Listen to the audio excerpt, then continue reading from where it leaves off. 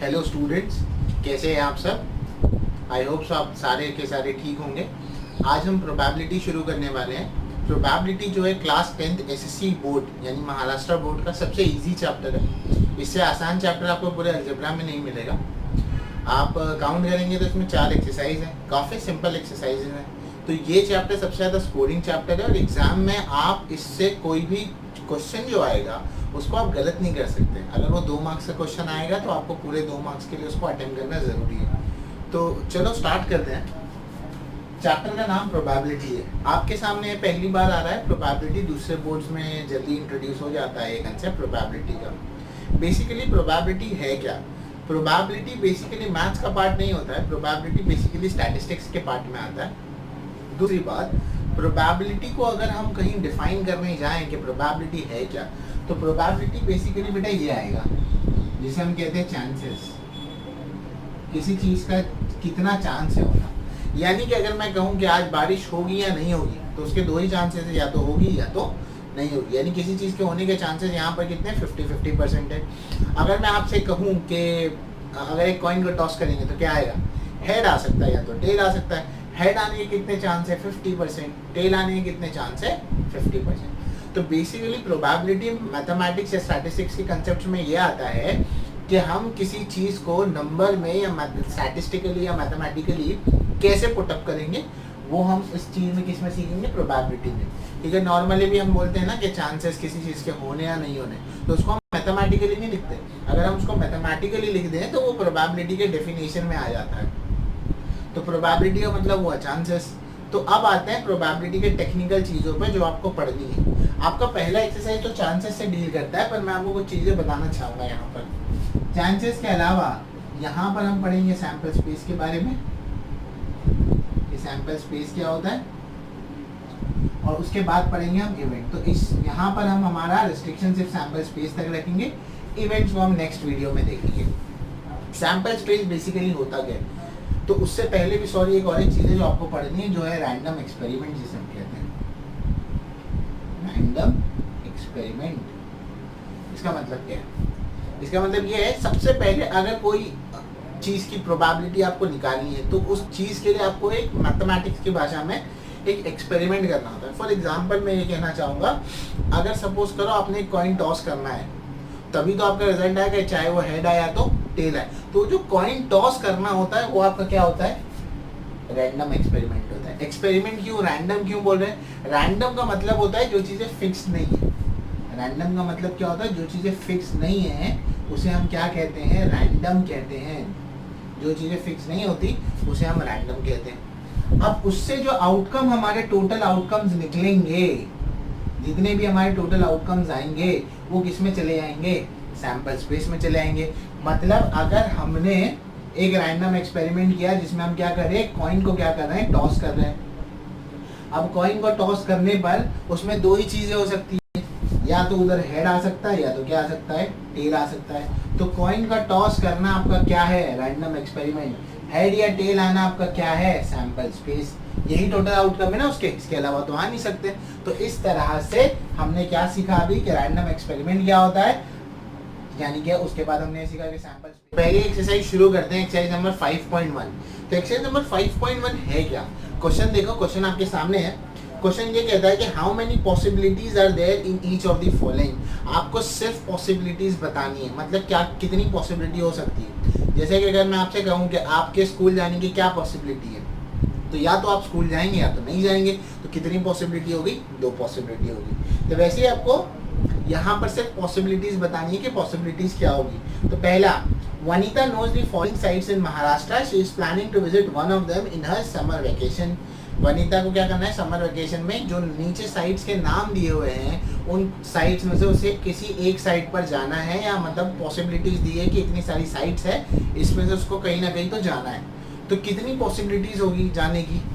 या तो वो एक साइट पर जाएगी, या तो वो 2 साइट पर जाएगी, या तो वो सातों के सातों साइट पर जा सकती है। देखो वहाँ पर, क्योंकि 7 साइट क्यों कहा मैंने? क्योंकि 7 नाम है वहाँ पर। देखो अजंता है, महाबलेश्वर है, लोनार सरोवर है, ऐसे काउंट करते जाओगे तो तुमको 7 मिलेगा। तो यहाँ पर 7 साइट्स है, तो उसकी पॉसिबिलिटी कितनी है? 7 जगह जाने की पॉसिबिलिटी है। तो पहला आंसर आपका क्या होगा? 7 पॉसिबिलिटी। होपफुली समझ में आया होगा। 5.1 हमारी एक्सरसाइज है और ये 7 पॉसिबिलिटीज हमें मिल गई। Second, any day of a week is to be selected randomly. आपको किसी भी दिन को सिलेक्ट करना है वीक के रैंडमली। एक वीक में कितने दिन होते हैं? 7 दिन होते हैं, तो आपके पास कितनी पॉसिबिलिटी है? Again 7 possibility. ठीक है, काफी सिंपल था। थर्ड वाला, selected one card from a pack of 52 cards. अगर आपके पास 52 कार्ड्स है तो उसमें से कोई एक कार्ड निकालना है आपको, तो उस एक कार्ड निकालने के लिए कितनी पॉसिबिलिटी होगी? 52 में से कोई भी एक निकाल लो। कितनी पॉसिबिलिटीज हो गई? 52 पॉसिबिलिटीज। लास्ट वाला, one number from 10 to 20 is written on each card, select one card randomly. आपको 10 to 20 में से कोई एक कार्ड को निकालना है और उसको रैंडमली सिलेक्ट करना है। तो 10 से 20 के बीच में कितने कार्ड्स होते हैं? टोटल 11 कार्ड्स होते हैं। कितनी पॉसिबिलिटी आएगी? 11। काफी सिंपल एक्सरसाइज था। अगर इसमें से कोई क्वेश्चन आया तो वो 1 मार्क्स के लिए आएगा। अब हम जाएंगे सेकेंड एक्सरसाइज की तरफ। सेकेंड एक्सरसाइज पर जाने से पहले कुछ स्टैंडर्ड सैंपल स्पेस आपको पता होना चाहिए। स्टैंडर्ड सैंपल स्पेस का मतलब क्या है? स्टैंडर्ड सैंपल स्पेस का मतलब ये है, सैंपल स्पेस मैंने अभी बताया, अगर कोई आप एक एक्सपेरिमेंट करते हैं और उस एक्सपेरिमेंट करने के बाद आपको उसके रिजल्ट आउटकम मिलते हैं, तो वो जो जितने भी टोटल आउटकम्स आते हैं उसका क्या होता है? सैंपल स्पेस होता है। तो अगर मेरे को ये बताओ तो हमें सैंपल स्पेस लिखना है। हम यहाँ पर सैंपल स्पेस निकालते हैं। अगर मैं सैंपल स्पेस की बात करूँ तो अगर एक कॉइन टॉस होता है, ठीक है, अगर एक कॉइन टॉस हो गया तो क्या सैंपल स्पेस आ सकता है? अगर एक कॉइन टॉस होता है तो सैंपल स्पेस आ सकता है एक कॉइन टॉस हुआ तो आपका सैंपल स्पेस आ सकता है हेड या टेल। हाँ, 2 कॉइन टॉस हो गए, 2 कॉइन्स आर टॉस। अगर 2 कॉइन टॉस होते तो बेटा सैंपल स्पेस क्या आएगा? सैंपल स्पेस आपका हो सकता है दोनों बार हेड आ जाए, पहले पर भी दूसरे पर भी, पहले पर टेल दूसरे पर हेड आ जाए, इस पर हेड दूसरे पर टेल आ जाए, या दोनों पर क्या आ जाए? टेल आ जाए। ये हो सकता है, बराबर। अगर थर्ड वाला देखते हैं, 3 कॉइन टॉस होता है तो 3 कॉइन्स आर टॉस्ड। 3 कॉइन अगर टॉस होता है तो क्या होगा? 3 कॉइन अगर टॉस होगा तो इसके लिए सैंपल स्पेस बनाने का एक तरीका है, तो ध्यान से देखो। आपने 2 कॉइन का भी सैंपल स्पेस यहाँ देखा, तो पहले उसको लिखेंगे। वो क्या है? HH, TH, HT and TT। यहाँ पर भी क्या करेंगे आप? HH, TH, HT और TT। ठीक है, यहाँ तक हो गया। अब पहली लाइन में सब जगह H लगा देंगे और लास्ट लाइन में सारी जगह क्या लगा देंगे? T लगा देंगे। इस तरह से आपके 3 कॉइन का क्या हो गया? सैंपल स्पेस क्या हो गया? बन गया। तो ये समझना आएगा, 3 कॉइन के लिए पहले क्या करना है? 2 कॉइन का सैंपल स्पेस 2 बार लिखना है।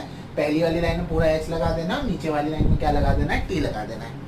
अब इसके अलावा अगर एक डाई थ्रो होता है, अगर एक डाई आप थ्रो करते हैं, एक डाई अगर आप थ्रो करते हैं तो क्या सैंपल स्पेस बनेगा? एक डाई अगर आप थ्रो करेंगे तो सैंपल स्पेस क्या बनेगा? डाई मतलब लूडो होता है ना, लूडो। लूडो फेंकेंगे तो क्या नंबर आ सकता है बताओ? लूडो फेंकेंगे तो आपको नंबर मिलेगा 1 2 3 4 5 एंड 6, बराबर। ये नंबर मिलेगा आपको। तो एक डाई थ्रो करोगे तो ये नंबर आ जाएगा। अच्छा, अब इसके अलावा एक अगर 2 डाइस थ्रो करेंगे तो उसका सैंपल स्पेस बनाते हैं। इसको लिख लेना एक बार। अगर 2 डाई को थ्रो करते हो आप, ठीक है, 2 डाइस आर थ्रोन। अगर आप 2 डाइस को थ्रो करते हो तो क्या सैंपल स्पेस बनता है बताओ? अगर 2 डाइस को आप थ्रो करेंगे तो आपका सैंपल स्पेस बनेगा 1 1 1 2 1 3 1 4 1 5 1 6। इसका मतलब क्या है? पहले डाई पर 1 आ सकता है, दूसरे डाई पर 1 से लेके 6 में से कोई भी नंबर आ सकता है। ये पॉसिबिलिटी है। फिर हम 2 को फिक्स करेंगे, फिर 2 1 लिखेंगे, फिर 2 2 लिखेंगे, फिर 2 3 लिखेंगे, फिर 2 4 लिखेंगे, फिर 2 5 लिखेंगे, 2 6 लिखेंगे। फिर ऐसे ही करके हम 3 के लिए लिखेंगे, फिर हम वैसे ही 4 के लिए लिखेंगे, वैसे ही हम 5 के लिए लिखेंगे और वैसे ही हम 6 के लिए लिखेंगे। ये टोटल जब सैंपल स्पेस निकालोगे तो टोटल सैंपल स्पेस में 36 आएगा। और इसमें टोटल नंबर्स कितने मिलेंगे आपको? 36 नंबर्स आपको मिलेंगे। ठीक है, आपकी टेक्स्ट बुक में पूरा सैंपल स्पेस बना हुआ है, तो आप वहाँ से भी कॉपी कर सकते हैं। इसके नीचे कार्ड वाला है, तो कार्ड वाले के लिए पहले समझा देता हूँ कि कार्ड वाले में क्या होता है। कार्ड वाले में आपके 52 टोटल कार्ड्स होते हैं। 52 कार्ड्स में से पहले ये कलर के ऊपर डिवाइड होंगे। 26 रेड होगा और 26 क्या होगा, ब्लैक होगा। फिर इसके बाद ये 13 हार्ट होंगे और 13 डायमंड होंगे। ये और डिवीजन हो गया। ये 13 क्लब होंगे और ये 13 क्या होंगे, स्पेड होंगे। हर एक ग्रुप के 13 के अंदर एक किंग, एक क्वीन और एक जैक मौजूद होगा।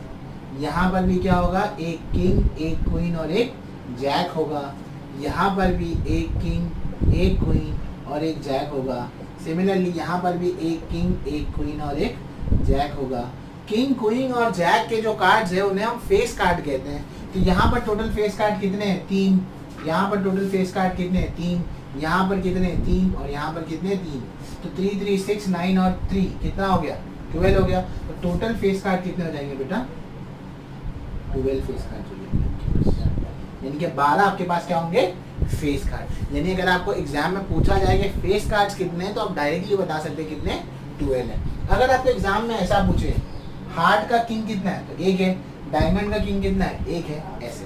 ठीक है, अब ये समझ गए अगर आप, तो हम शुरू करते हैं हमारा सेकेंड एक्सरसाइज शुरू करते हैं। तो हमारा जो सेकेंड एक्सरसाइज है वो क्या कह रहा है, देखो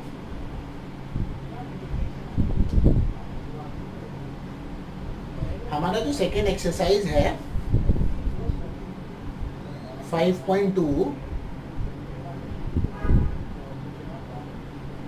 उसमें क्या है, देखो क्वेश्चन क्या है। For each of the following experiment right the sample space and the number of sample points. मतलब आपको सैंपल स्पेस लिखना है, एक्सपेरिमेंट क्या, टोटल आउटकम्स क्या क्या होंगे और वो कितने आउटकम्स है वो लिखना है। पहला, 1 coin and 1 die are thrown simultaneously. तो एक्सरसाइज नंबर 5.2 है। तो एक्सपेरिमेंट हमारा क्या है, एक्सपेरिमेंट है हमारा 1 कॉइन and 1 die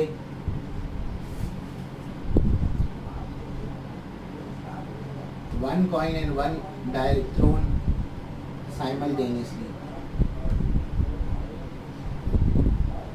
ठीक है, एक कॉइन और एक डाई को साइमल्टेनियसली आपने क्या किया, थ्रो किए। तो इसका सैंपल स्पेस क्या बनेगा। अगर कॉइन को टॉस करते हैं आप तो या तो हेड आता है या तो टेल आता है आपके पास। पर अगर कॉइन और डाई को दोनों को अगर साथ में टॉस करेंगे तो क्या आ सकता है, देखो। तो अगर एक कॉइन को टॉस करते तो हेड आ सकता है, हेड के साथ डाई पर क्या आ सकता है, 1 आ सकता है। हेड भी आए, हेड ही आए कॉइन पर, डाई के साथ 2 आ जाए, हेड आए डाई के साथ 3 आ जाए, हेड आए डाई के साथ 4 आ जाए, हेड 5, हेड 6। अगर हेड नहीं आ रहा तो क्या आ सकता है, टेल, टेल के साथ 1 आ सकता है, टेल के साथ 2 आ सकता है, टेल के साथ 3, टेल के साथ 4, टेल के साथ 5 एंड टेल के साथ 6। तो एन ऑफ एस कितना हो जाएगा टोटल, ये एन ऑफ एस यानी कि इसके अंदर कितने सैंपल पॉइंट जो बताने, 6 और 6 12 हो गए। तो हमारे कितने आ गए, 12 हो गया पहले सम। Second sum, 2 digits number are formed using the digit 2 3 5 without repeating a digit। without repeating a digit मतलब 2 2 3 3 और 5 5 नहीं आना चाहिए। इसके अलावा हमको 2 digit नंबर बनाना है। तो हमारा एक्सपेरिमेंट क्या है, एक्सपेरिमेंट है 2 digit number is formed, 2 digit number is formed from 2 3 5 है ना, 2 3 5 है, 2 3 5 विदाउट रिपीटेशन है। तो कैसे बनाएंगे इसका सैंपल स्पेस, देखो काफी सिंपल है। पहला आप 2 को सबके साथ पेयर करो, 2 को 3 के साथ और 2 को 5 के साथ। तो 2 3 के साथ पेयर होगा तो 23 बन जाएगा। ध्यान देना बच्चे 2,3 लिख देते हैं, नहीं ऐसा नहीं लिखना है। और 2 को फिर 5 के साथ पेयर करो तो 25 हो जाएगा। 3 को पेयर करो 2 के साथ तो 3 2 हो जाएगा। 3 को पेयर करो 5 के साथ तो 3 5 यानी कि 35 हो जाएगा। 5 को पेयर करो 2 के साथ तो 5 2 हो जाएगा। 5 को पेयर करो 3 के साथ तो 5 3 हो जाएगा, है ना। 5 5 3 3 और 2 2 नहीं ले सकता क्योंकि आपको विदाउट रिपीटिंग का है। तो 1 2 3 4 5 6, तो एन ऑफ एस कितना आ जाएगा आपके पास, 6 आ जाएगा। ठीक है, समझा आपको ये। आगे बढ़ते हैं। ये 2 सम के बाद अब हम चलेंगे आगे।